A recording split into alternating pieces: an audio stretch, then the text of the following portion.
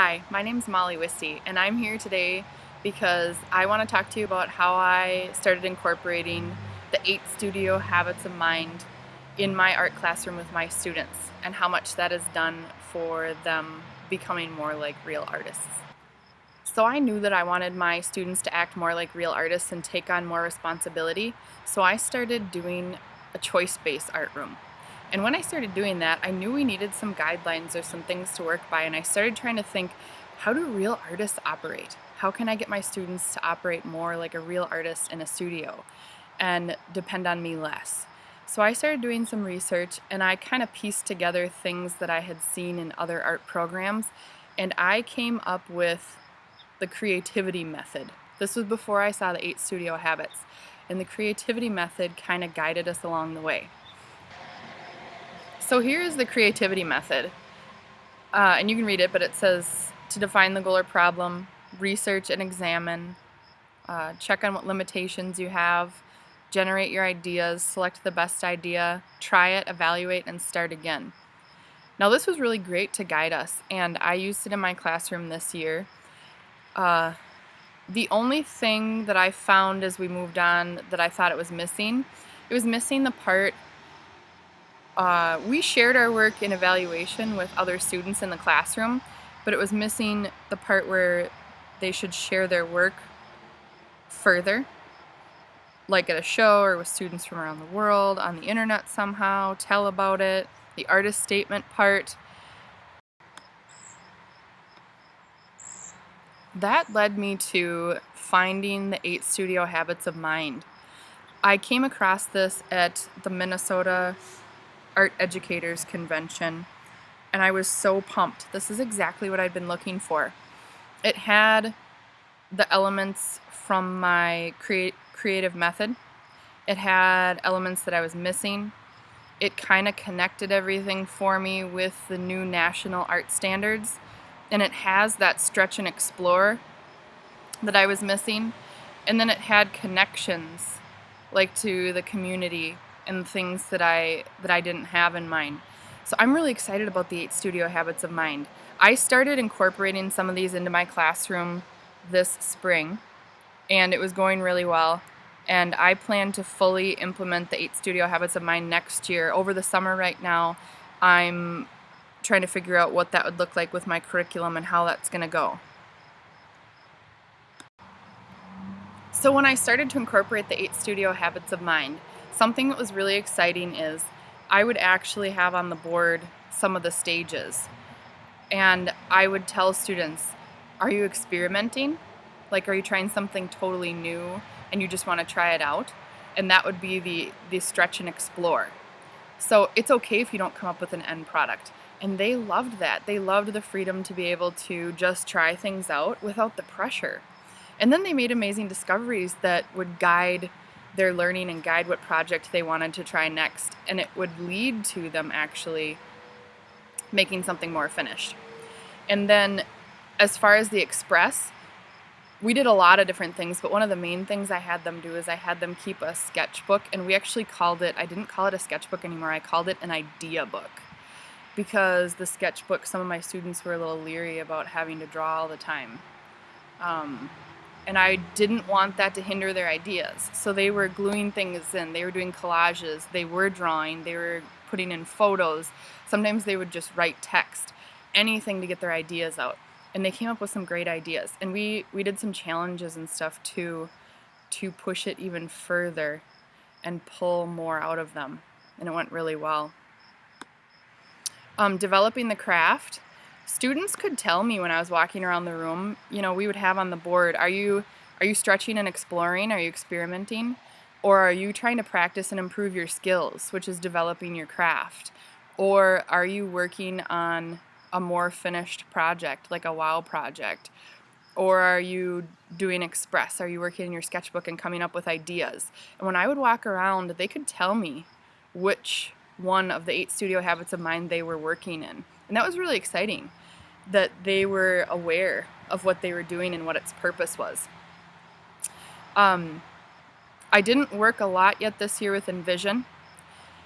As far as understanding community, we did do a few community-based projects, that students could choose to participate in, and one was empty bowls for the food shelf. And students were making art to raise money for the food shelf. We also have painted trash cans around our community.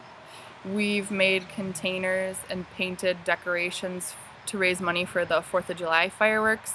I want to do more community-based projects, and right now I'm trying to work out the logistics of how that works with choice, because in the past when we've done a community project, I tell them about it and they usually all do it. So I'm still working on the logistics of that. If we'll have proposals and then students can choose which ones they want to do, and some of them might not get done or might get denied, or how that's going to look, and if I'm going to require them to do a community project. And I also have to look at that understanding community part a little bit more and see how that's going to look for us. As far as observation, we did a lot of observation that they had to record in their sketchbook. When you get over to observe, we did a lot of observing within our drawing and the demonstrations that I did for drawing. And we also did a lot of observation when we were looking at work of other artists. I also encouraged a lot of observation when they were putting ideas in their idea book. But I do need to look at observe more and make sure that we're doing a really good job with that one. Engage and persist. I really pushed my students to go as far as they could. Think of huge, amazing, awesome ideas, even if they weren't sure if they could do it. I encouraged them that failure was okay. I told them stories about students who tried a project so awesome in the past, and I would go on to explain the project and then tell the students that I've had someone turn in a pile of a broken project and they've still gotten a really good grade. And the reason why I tell them that about the failure is because a lot of them are afraid, and a lot of them draw SpongeBob again because they've done it 52 times and they know that they can do it perfect. And I want to just get that thought process out of them. So just by me talking about that a lot and showing them examples of that and showing them people that have failed and students that have failed and that it's okay and that you learn from it and you grow from it, that Engage and Persist has been a really fun part of the 8 Studio Habits to teach. And then reflection. We had that too when we were doing our creativity method. Reflection, we stop and do like a think, pair, share, like quick reflections. Not necessarily on a daily basis, but 2 to 3 times a week. And those go really well, and I give them a couple questions. It's usually only a 5-10 minute thing. And then we do bigger reflections. I'm trying to think how often we do them. Maybe once every 2 weeks we do a big reflection where they get in a small group of 3 to 4, and it's a more focused reflection, and they actually turn in their answers on Socrative, and they have to keep track of their answers. I grade a lot based on process. I also grade their end product, but a lot of their grade is their planning, their exploration, their reflections, and their artist statements. That all really goes into their grade. And I prefer grading the entire process as opposed to just the end product. And that's why it's okay if they end up turning in something that was so big that it's broken. Like I've had a lot of students really give throwing on the wheel a go and they end up with nothing, and they turn in a picture of their hunk of clay that ended up being nothing. But they get a really good grade because the thought process, the planning, the reflection, and all that along the way was really there. So I'm really excited about the 8 Studio Habits. I'm excited at what I see in my students. I'm excited that they're able to push through things that they weren't able to push through before. They're able to be okay with failure. They're able to tell me whether they're exploring or skill building or stretching. They can tell me all those things, and I'm excited about that because it really makes self-guided learners, and they're way more independent. And though I'm helping them and they need me sometimes, they could do this on their own. So we're creating little artists. I would say the main limitation to this, or thing that makes it difficult, is there are 8 Studio Habits. And a lot of times as art teachers, we don't get students as long as we should or as long as we'd like. So I have students for 1 quarter. So trying to instill those 8 Studio Habits into my students in a quarter is a big job. So I really focus on 3 to 4 of them that we do really well. Some of the other ones we barely touch on. So I think I'm going to have to work out a system because I get my students in 5th, 6th, 7th, and 8th grade.